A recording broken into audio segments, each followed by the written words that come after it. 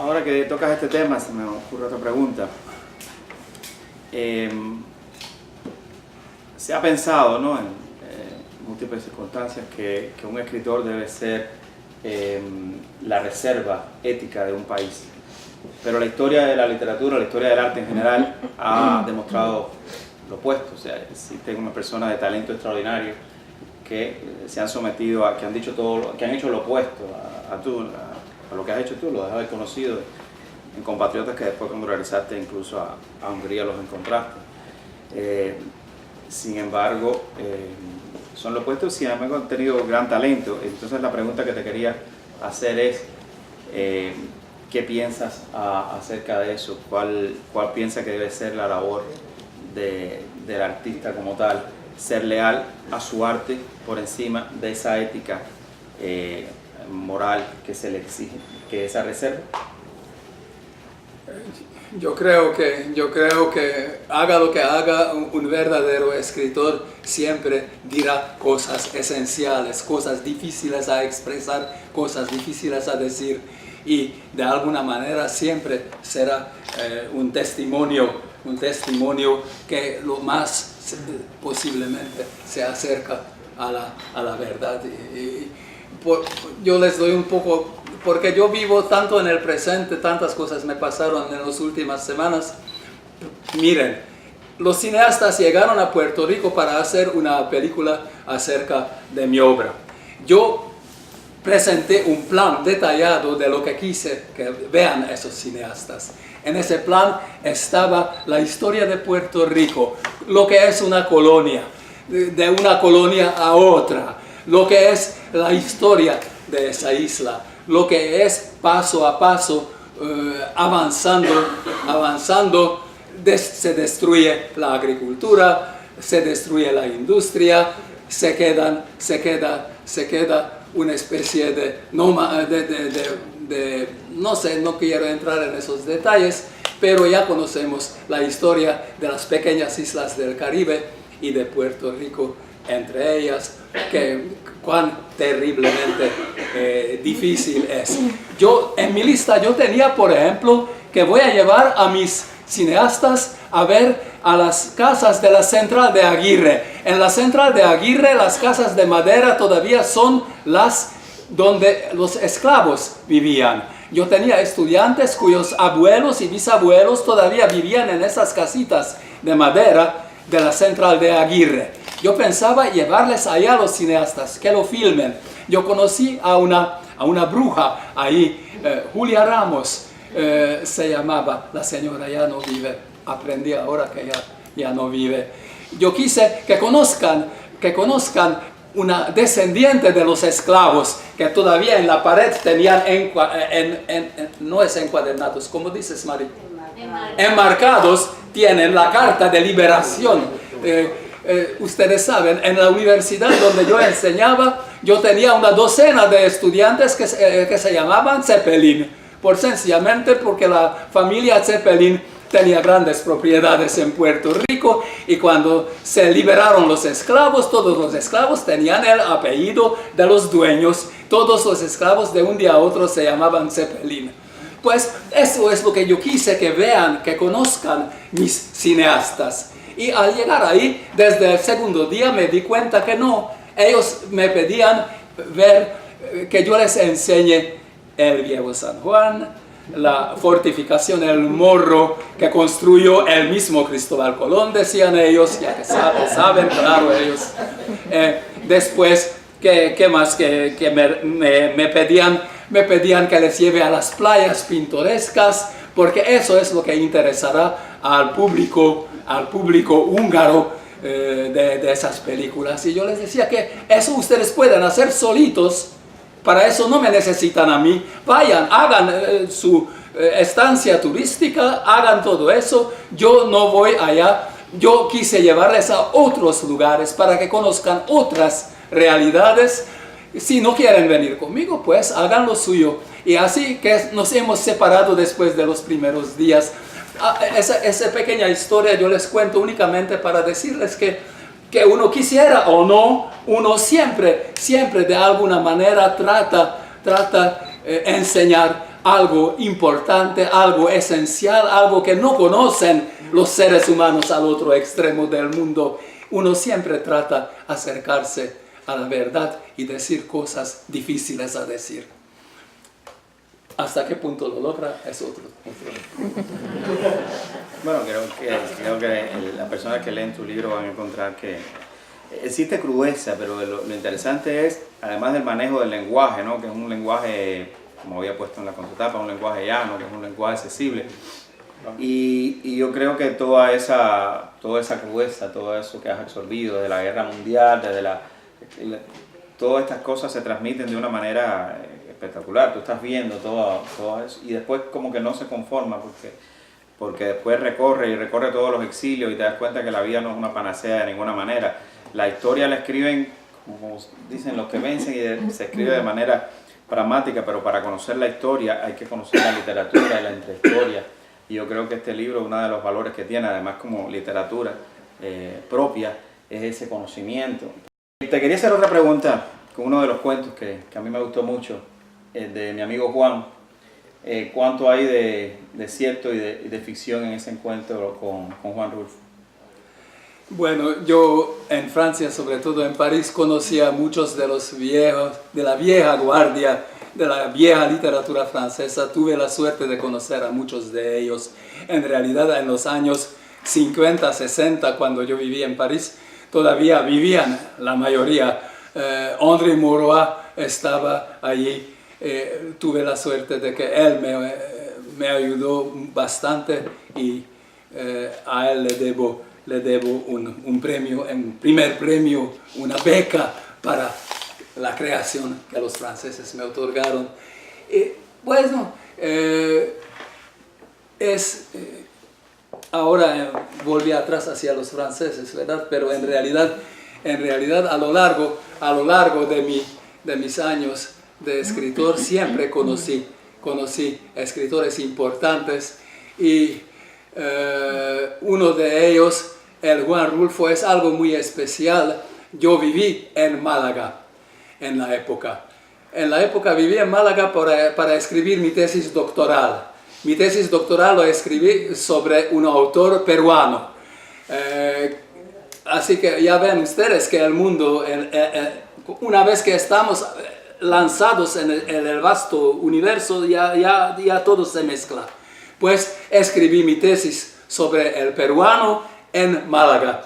Y ahí conocí a un hombre a quien yo enseñé capítulos de mi tesis y que me lo leyó y me lo corrigió. Un joven, no tan joven, nada, un poco más mayor que yo, y que un día, hablando de Juan Rulfo, de Pedro Páramo, él me dijo: pero ¿tú sabes quién soy yo? Y yo le dije: no, Juan, yo no sé quién tú eres Juan. Y él dice: no, yo soy Juan Rulfo. Y así yo viví todo este año en Málaga, admirando a ese hombre que me corrigió y que me ayudó, el gran Juan Rulfo en Málaga.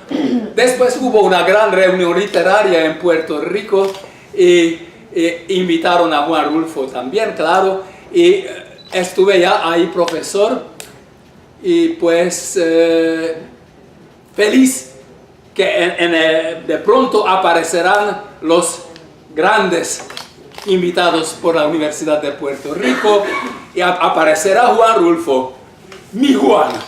Estuve sentado en la primera fila así, pensando que cuando sale Juan yo me voy a levantar y le voy a abrazar. Y salió un señor desconocido, alto, flaco, canoso, y nos anunciaron que es Juan Rulfo. Ahí tuve que darme cuenta que mi Juan Rulfo no era Juan Rulfo. Pues una historia muy bella. Conocí a otros escritores en esa reunión, pero con los nombres a mi edad ya me acuerdo de todo menos de los nombres y apellidos. Pues eso es la historia de Juan, eso es la historia de ese joven que esperaba encontrar un gran amigo y que en realidad, a pesar de su decepción de que Juan no es Juan, que Juan Rulfo no es Juan Rulfo, a pesar de eso se siente feliz de haber estado ahí y haber participado en esa reunión de escritores latinoamericanos en la Universidad de Puerto Rico. Yo no voy a contar todas las historias así, porque entonces ¿para qué sirve el libro? Claro. Bueno, para aquellos que no conocen a Giorgi Fernández ya se dan cuenta que es una persona que uno puede estar mucho tiempo hablando con él y nunca se cansa, sobre todo aquellos que les interesa la historia. Si acaso tienen alguna pregunta, ustedes. Laura. Quiero preguntarle cómo él llega al español, si hablaba húngaro y se expresa en español y escribe en español en este libro traducido. Quiero saber cuál es su vínculo con el español, cómo llega usted al lenguaje español. Yo aprendí el francés un poco desde Bélgica y cuando llegué a Francia empecé a escribir en francés. En realidad tengo 14 libros que se publicaron en París por Gallimard, por De Noël, por grandes editoriales. Y después de toda esa tentativa de convertirme en escritor francés, tenía una esposa francesa también, claro, alguien tiene que corregir los textos. Entonces, después de esa primera experiencia, la esposa francesa que quiso salir de la burguesía y por eso me escogió a mí. Me le parecía que un rebelde como yo, un revolucionario del este, será formidable para él salir de su medio, de la gran burguesía parisina. Pues se equivocó porque cuando se casó conmigo tuvo que darse cuenta ella que no es tan agradable la vida de un refugiado del este y que nuestra vida, a medida que nacieron nuestros hijos, llegó a ser más y más difícil. Ella me obligó prácticamente a buscar trabajo. Entonces, bueno, buscar trabajo es una gran palabra, porque hasta ahí escribí libros. Escribir libros también es un trabajo, y es más que un trabajo. Pero bueno, ¿usted cómo llega a Puerto Rico y cómo escribe en español? Encontré en la universidad en Francia, encontré una notita encima de la puerta del decano. La notita decía, Universidad Tropical busca profesor diplomé europeo. Y yo cogí eso enseguida, lo puse en el bolsillo, que nadie se presente, ¿verdad? Y fui al cafetín de los estudiantes, donde en la esquina del cafetín, eso yo lo conté ya tantas veces, pero no importa una vez más, ¿verdad? En la esquina del cafetín estaba sentado un español borracho. Me decían que hace 20 años que está ahí sentado borracho Ramón. Fui ahí donde Ramón, le di el papelito y le dije, mira, escribe una carta que yo quiero presentarme a ese puesto de la Universidad Tropical. Y él me dijo, muy bien, perfecto, lo hago, dijo el borracho. Yo le dije, mira, aquí están mis datos, fecha de nacimiento, etc. No lo necesito, dijo Ramón. Bueno, me decía que de eso nunca saldrá nada bueno. Pero da el caso que Ramón escribió la carta, enviamos la carta a la Universidad de Puerto Rico y pocas semanas después recibí la contestación que me admitieron. Tuve otras suertes también. En la Universidad de Puerto Rico tuve un pariente que descubrí y pues así llegué a la universidad aquí a Puerto Rico en el 64. ¿Y allí enseñó qué cosa? Algo que se llamaba Western Civilization. Yo creo que eso, yo hablo muy mal el inglés, yo creo que eso significa que civilización de Occidente. Pues todo lo que se encontraba al este de Puerto Rico se llamaba civilización del oeste. Y eso es lo que yo enseñé ahí. Durante 36 años y medio, tú me quitaste 6 años en el libro. 36 años y medio estuve enseñando esta civilización de Occidente. Al principio yo no hablaba correctamente el español, yo fui con diccionario. A los estudiantes les pedí que escribieran sus preguntas me fui a casa con las preguntas escritas, lo traduje, contesté, traducción de la contestación, y la próxima clase les distribuí las contestaciones. Así empecé, pero bien rápidamente eso se arregló, porque el francés es bastante difícil, y después del francés el español es formidable, es fácil, relativamente fácil, por lo menos para mí ha sido. Ahora ya otra vez estoy olvidando el español también, porque hace ya 17 años que estoy únicamente en el húngaro, en mi país, en Hungría. Pero hago un esfuerzo. ¿Ha traducido autores en español al húngaro? Ah, bien, ahora eso es lo que yo quise decir. Gracias, porque se me hubiera olvidado. Nosotros nos conocemos con Rodolfo porque yo empecé a traducir autores húngaros al español y presentarles aquí. También me parecía que eso podría ser una especie de intercambio, es decir, autores, poetas y escritores de aquí, cubanos, en su gran mayoría, les tradujimos al húngaro y se editaron en Hungría. Es decir, que tengo mis autores cubanos en húngaro, traducidos al húngaro y publicados en Hungría. Yo tengo una pregunta rapidita porque me quedé intrigado. ¿Cuál es el nombre del peruano de la tesis? ¿Cuál es el nombre del peruano que de la tesis? Ah, no, eso es de origen húngaro, se llama Remenik. Remenik se llama y vivió en Perú y escribió en español. Entonces no era peruano, era un húngaro peruano. Un húngaro, sí.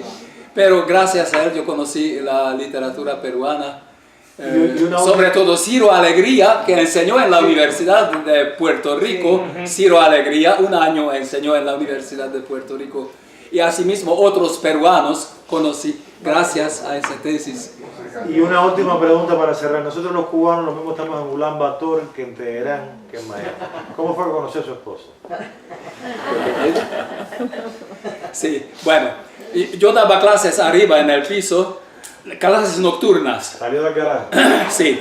No, ahí en Puerto Rico, ¿verdad? Estamos en Puerto Rico. Clase nocturna, Sagrado Corazón, Universidad del Sagrado Corazón. Yo daba la clase arriba, pero yo siempre terminaba mis clases 20 minutos antes. Eso es una costumbre que se me quedó de la era de mi ciudadano socialista. Sí, así somos. Sí, así somos. Pues siempre 20 minutos antes bajaba del piso y debajo de mí ventanas y puertas abiertas, claro, es el trópico, grandes luces.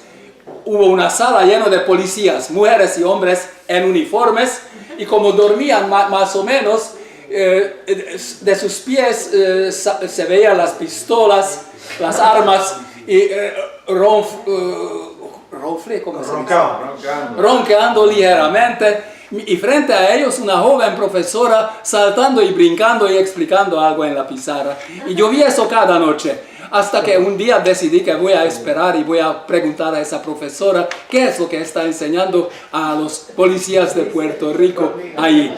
Y pues eso es ella, era ella, mi esposa cubana, que enseñaba, ¿cómo se llama esa? Lógica simbólica. Enseñaba que no aprendieron los puertorriqueños. Era obligatorio para la policía de Puerto Rico. Que no aprendieron los puertorriqueños. Bueno, ¿tienen alguna otra pregunta? ¿Tienen alguna otra pregunta?